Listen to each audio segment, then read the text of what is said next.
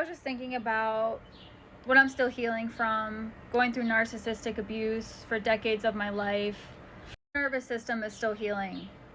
I'm exhausted, I'm tired, I'm dysregulated from my abusive, narcissistic family. Where there's one narc, there's multiple narcs, okay?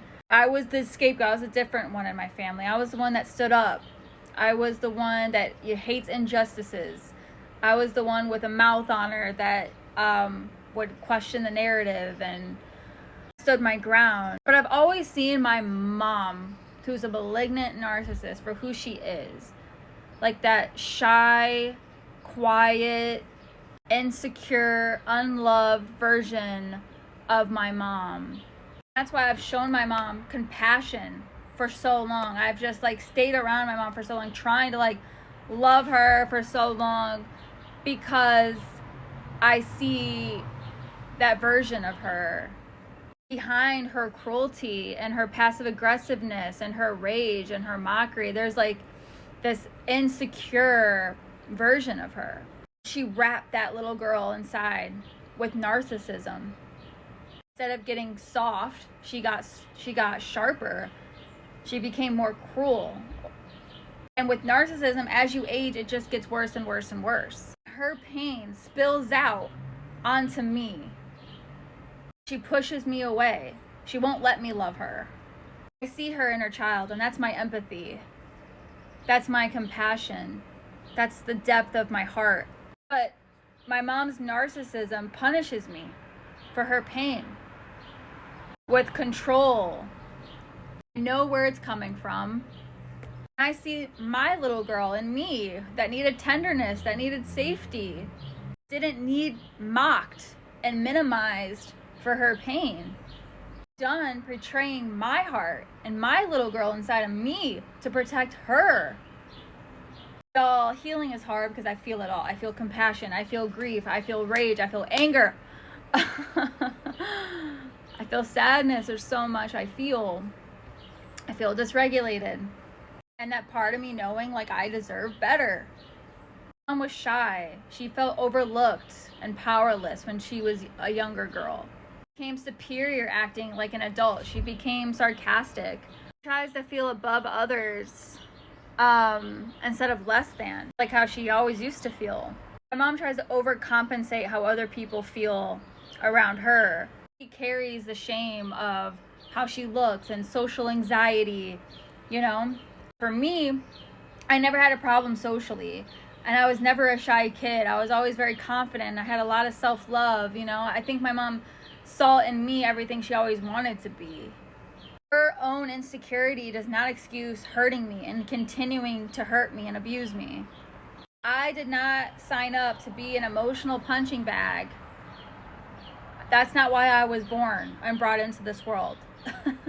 My self-love, my confidence, my emotional expression probably felt like a threat to my mom. I am the opposite of my mom. Mom shrank me to feel bigger.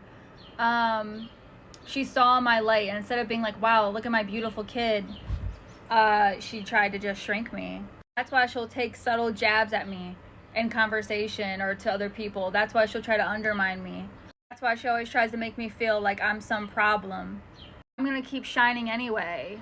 I'm not going to like dim myself down to protect somebody else because they are uncomfortable, because they don't like the mirror. My mom always tried to like have this like bully type of relationship with me, like pick on me. Like when she was here the other day, she said she gave me something. She's a performative mom. Like she thinks like giving me something makes up for like all the abuse all the years and makes up for lost connection. But anyway, she like gave me like a little hug, and I'm like, wow, a gentle touch. And she was like, oh, you want it rougher? And she like squeezed me. I'm like, no, I'm just used to violence. She's like, oh no, not from me. She's like, you know, your brother and, you know, my husband had to hold me back from you. And I was just like, bro, I like stepped back. I'm not gonna have this bullying type of relationship. Threatening behavior masked as a joke. I did not take that lightly, especially with I'm already dysregulated. You know, I already have POTS. I'm already like dysregulated. I already don't feel safe. So for you to joke about that in a threatening way, that's the thing with her jokes. It's my whole life with these jokes. They're not funny. But everyone wants to be, oh, Amanda, you're just being too sensitive. You're too sensitive. It's a joke. It's not funny to me. It's not funny. That's exactly what I said. I'm like, that sounds like a threat, number one. And number two, I don't deserve abuse or domestic violence for speaking my truth to you or to anybody. That doesn't make me a problem. It makes me a problem for having emotions and for feeling anything at all. My emotions are not a problem. Narcissism is a fucking problem. That's the problem. That's what's harming other people. He keeps things uncomfortable with me enough where there's no closeness. There's no trust. And it's not just with her, it's with my brothers too, because they have the same type of like emotional unavailability, avoidant. Like when I come around family and I shine, I'm just myself. Somebody's got to dig at me. Somebody's got to just bully me in some way. That's not funny. And I'm going to speak up about it. I'm not going to be disrespected and disguised as a joke anymore. And it's like, I'm not even easily offended. I'm a very cool chick. But it's just like, it's a pattern that constantly happens my whole life. Like, sometimes your family's conditioned to play the same toxic games. Because I have self-worth and emotional intelligence and boundaries, I'm a problem? I don't think so. I don't let people just poke at my soul for a sport and just smile and just take it. Trying to chip away at me to feel better about yourself because you see me shining, because you actually see me with real authenticity and real confidence, something that you lack. All narcissists are really insecure inside. Insecurity is not an excuse for narcissism, okay? Whatever happened in your childhood and growing up, like maybe you felt invisible, maybe you felt not good enough, maybe you felt like you didn't look good, maybe you felt rejected, maybe you didn't feel like you didn't fit in socially. Maybe they were teased, maybe they were bullied, whatever it was. Like, pain doesn't give you permission to project onto others. Two types of people in this world: people that grow from pain, heal from pain, and then people who weaponize their pain and project that onto other people. Pain growing up doesn't justify being an emotionally abusive adult. Narcissists be like, well, the world hurt me, so, now I get to act like I'm above everybody else. They become entitled, they become manipulative, they become controlling. Actually facing your pain is too vulnerable. But me, I lean into vulnerability. I face that shit head on. I grew from my pain. I sat with my tears. I earned my strength. I face the truth. I break generational dysfunction. I feel deeply. I can understand why people are the way they are because I have emotional intelligence, but that's not an excuse. Like, what gave you the idea that you could treat me this way? Maybe there's something about me that made you think you could actually treat me that way. I'm not the one. My stepdad was overpowering me a lot in my childhood, trying to silence me, control me, scream in my face, put his hands on me.